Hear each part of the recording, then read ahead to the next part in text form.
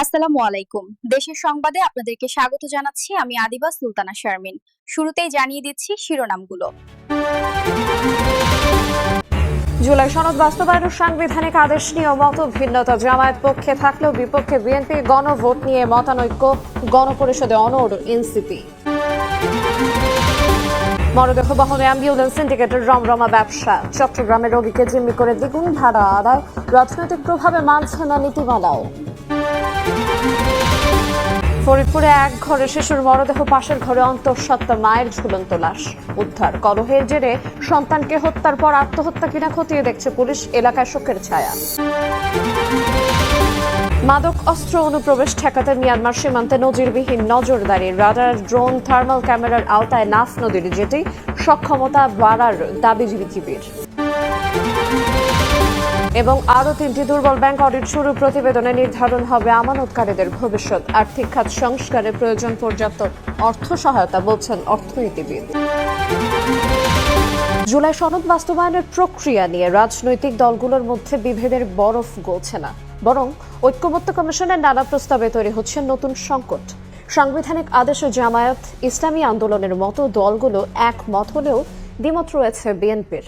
সংসদ ছাড়া এই প্রক্রিয়ায় সংবিধান সংশোধনের খারাপ নজির তৈরি করবে বলে মত দলটির। তাগিদ দেয় বৈধ সাংবিধানিক উপায় বের করার। অন্যদিকে গণভোটের সময় নিয়েও মত ভিন্নতা বিএনপি জামায়াতের। গণভোটের পরিবর্তে গণপরিষদে অটল এনসিপি। হাসান ওয়ালির রিপোর্ট। অন্তর্বর্তীকালীন সরকারের পুরো সময় জুড়েই আলোচনায় জুলাই সনদ। জুলাই মাসের মধ্যে সনদ বাস্তবায়নের ঘোষণা দেয়া ঐকমত্য কমিশনের সামনে এখন নতুন সংকট।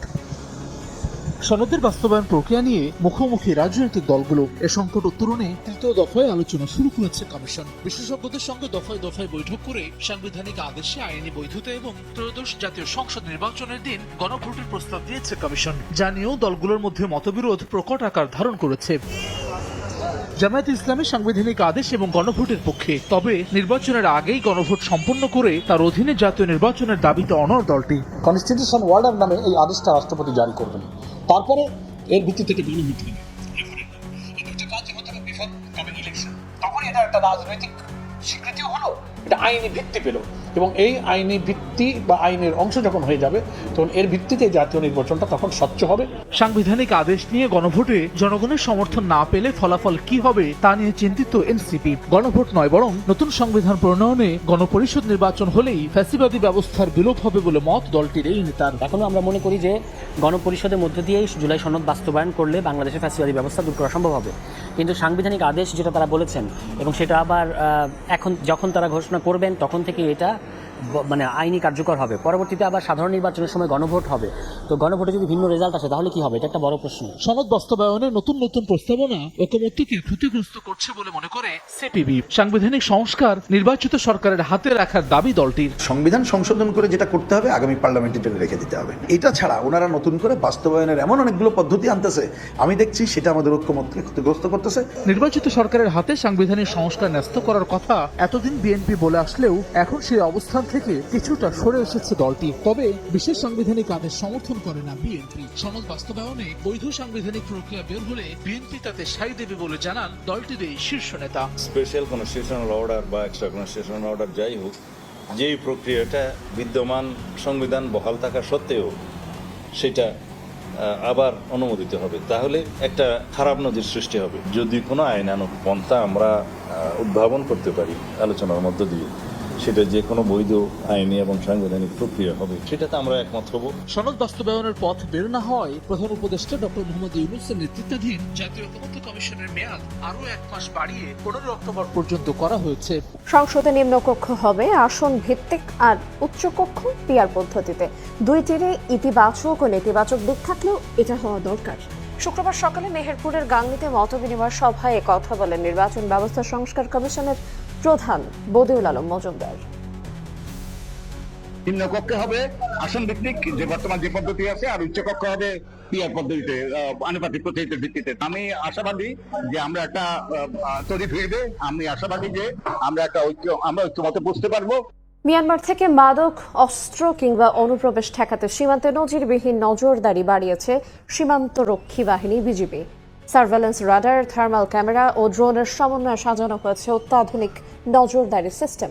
রাতের অন্ধকার, বৈরী আবহাওয়া বা দুর্গম এলাকা কিছুই বাদ যাচ্ছে না বিজিবির নজরদারি থেকে। মোহাম্মদ ফারাজার ক্যামেরা বিস্তারিত জানাচ্ছেন সুজাউদ্দিন রুবেল।